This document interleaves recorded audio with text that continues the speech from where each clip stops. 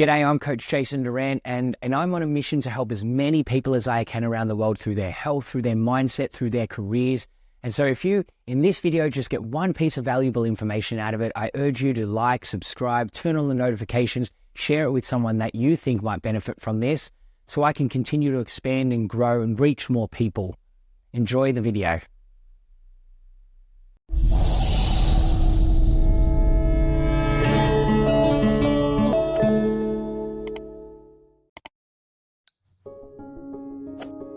I want to start this with a question. When someone asked in the past, how's your day been? Have you ever replied, it's been so busy? Most of us have. We place significance on word busy like it holds a badge of honor. If you're not busy, you're lazy. If I'm more busy than you are, then I'm more important and more successful than you are. This is how we think. Something that I was lucky enough to have always cared about is the idea of getting the most out of the time I was investing into anything. When I was 10 years old, I sat out the front of a church and I would sell newspapers to the people that would come in and leave the church. I'd be there for about 3 hours, and then at the end of the day, I'd make about 10, 15 bucks. My brother, on the other hand, he used to walk around with his cart through all the neighborhoods, and he'd blow his whistle and people go, oh, I want newspaper. And he'd end up after that 3 hours with more like 20 to 30 bucks. I thought, I'm out here for the same amount of time as him, and he's absolutely balling with enough money to buy all the nice lollies on the top shelf while I'm over here getting the bottom scraps. You don't have to look too far to hear a speech about how many hours someone had to put in to get to where they are. And yes, that is 100% true. Nothing of value comes from doing less. There's a caveat to this that most of us miss. We start to value how much time we are putting into something over anything else. But what are you spending those hours doing? Our world is fascinated with the notion of being busy, equating it with productivity and ultimately with success. But what if I told you that success is not about the volume of time, but about the intensity of focus within that time? We live in a world of information and ideas. We're creating an ADD epidemic because information is too easy to obtain. So we get bored when we're doing just one thing at a time. We think that if I do more, I will get more. I know you watch this because you want to become something significant. You are an entrepreneur filled with ideas to change the world. The ideas that differentiates the successful and the unsuccessful is not the amount of work they produce, but the value they add. I know you're capable of putting in the work, making sacrifices and facing challenges, but there's one challenge that has only really come up in the last 20 years, which is so hard for so many of us. And that is the challenge of procrastination and multitasking and boredom.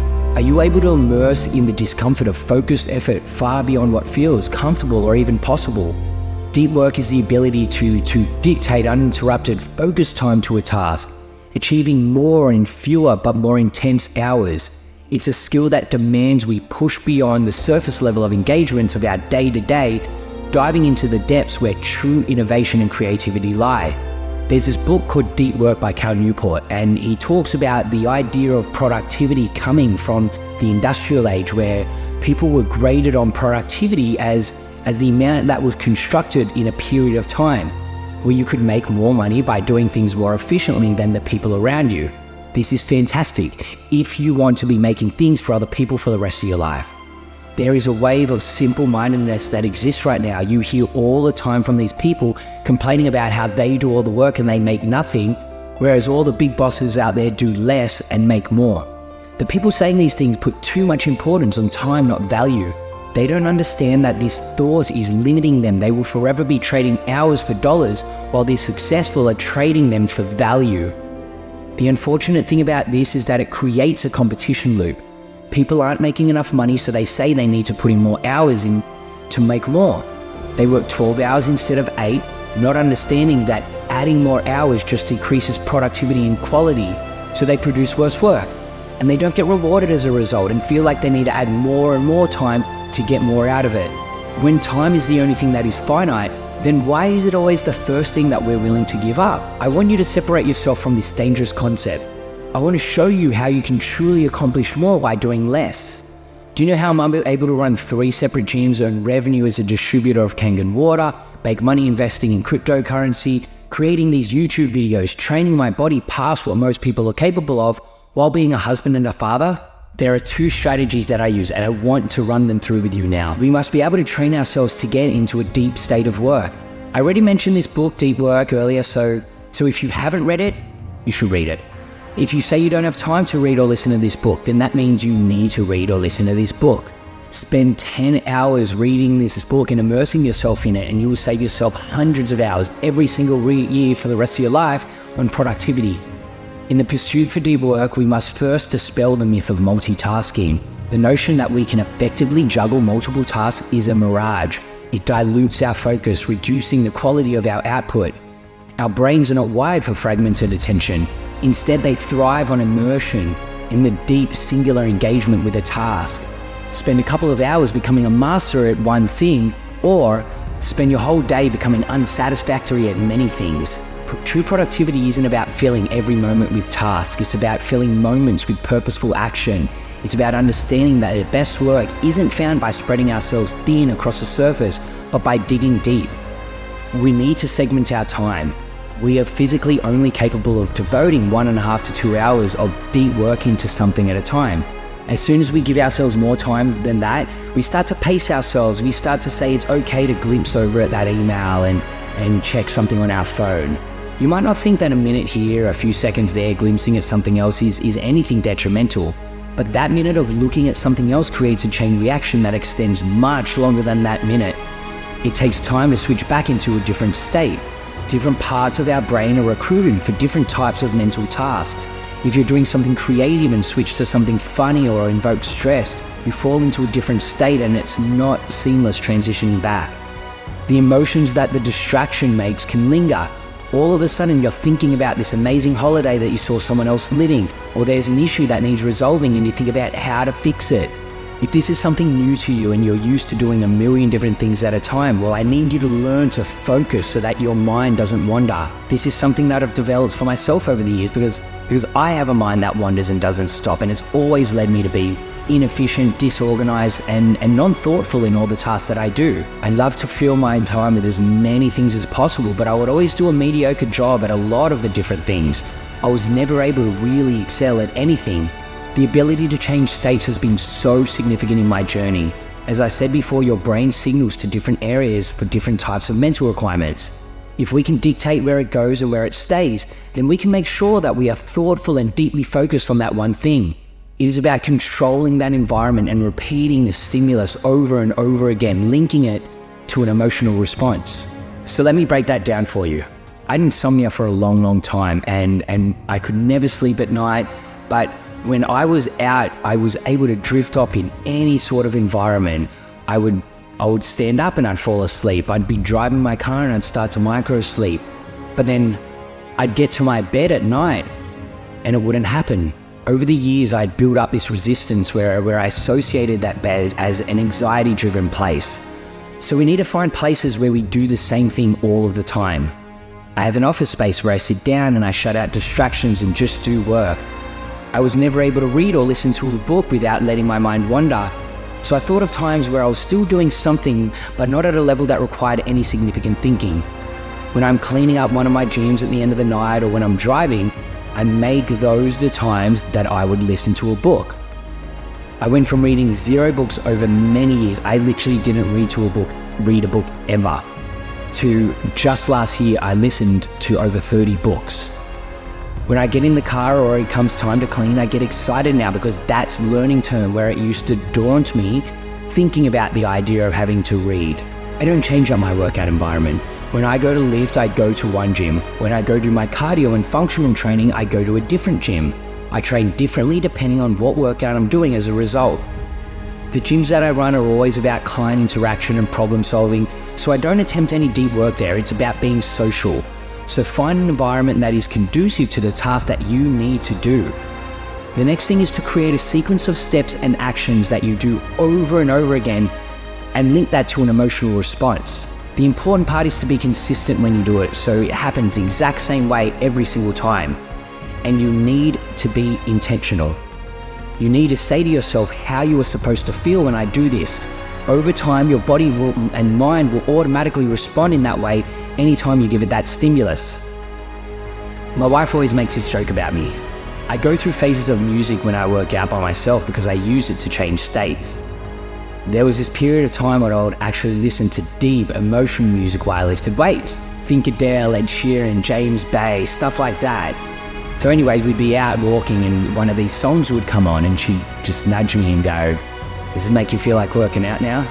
See, it's not the stimulus that's very important. It's the emotional response to that which you can create. Now I listen to hardcore rock and metal when I work out.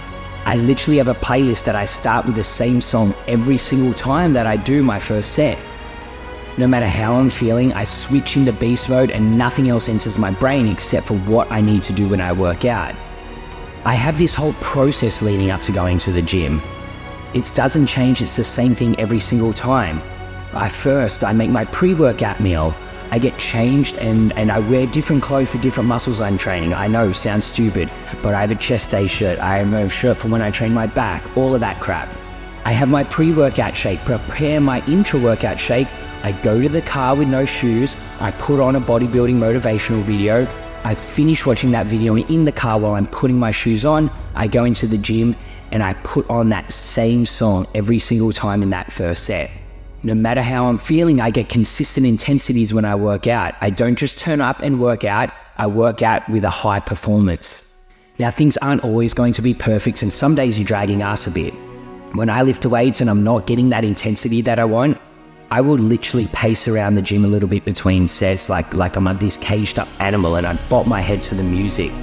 My emotions every single time starts to fire up just by doing that simple action and doing it over and over and over again every time I need it. I bet people look at me at those times and think that I'm just some intense meathead.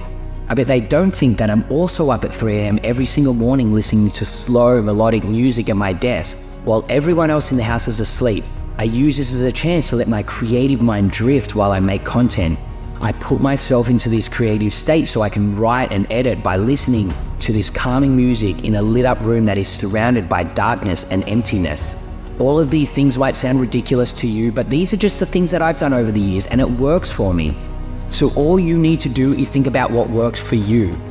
It might sound a bit dramatic to you, but are you trying to accomplish average or significance? Sometimes you need to stop thinking about what other people think of you. If you're trying to accomplish something so good that it stands out, then you need to be willing to stand out.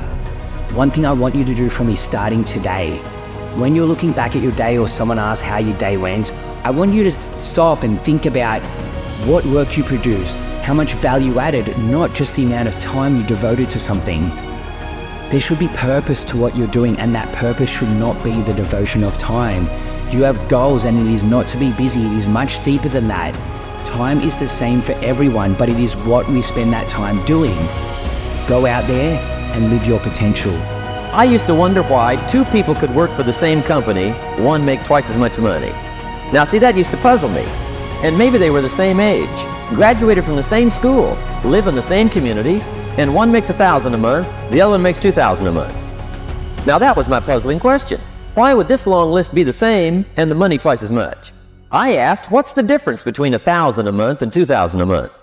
And I don't mean $1,000 a month, right? I could figure that out. But what makes the difference? Why would one person do twice as well, 3 times as well? Speaking economically, now I know there's more than one way to do well. I understand that. But in this little narrow area called compensation, what's the difference?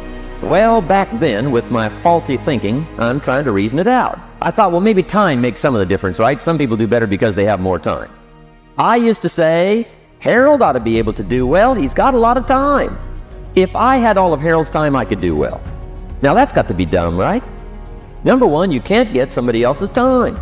A guy says to me one time, he says, you know, if I had some extra time, I could make some extra money. I said, then forget it. There isn't any extra time. Hey, when the clock strikes 12 midnight, that about wraps it up, right? I mean, you can look around the gongs there for a little more, but it's over. Now, if you can't get more time, which you can't, what could you get more of that would make a difference in economic results? And here's the key word. The word is value. And I have a little phrase for your notes. Value makes the difference in results. You can't get more time, but you can create more value. Now, here's the first lesson of economics. Everybody should learn it from the time they're old enough to understand what a dollar means, how to earn one, how to get one, how to keep one, what to do with it. First lesson of economics. We primarily get paid for value. That's lesson 1. Bringing value to the marketplace, that's how you get paid. You don't get paid for the time. I know it takes time to bring value to the marketplace, but you get paid for the value, not the time. Now, since that's true, here's one of the key questions of the evening. Is it possible to become twice as valuable and make twice as much money in the same time? The answer is yes, if, and here's the big if we're going to consider it tonight. It's possible to do much better at the marketplace if you go to work primarily on yourself. And that's the theme of our seminar tonight. Learning to work primarily on yourself. People have asked me for the last 24 years, how do you develop an above average income? And the answer is, become an above average person. Develop an above average handshake. Some people want to be successful, they don't even work on their handshake. As easy as that would be to start on. They let it slide, they don't understand. Develop an above average smile. Develop an above average excitement. Develop an above average interest in other people. Develop an above average intensity to win. See, that'll change everything. Probably one of the most frustrating experiences in life is looking for an above average job with above average pay without becoming an above average person.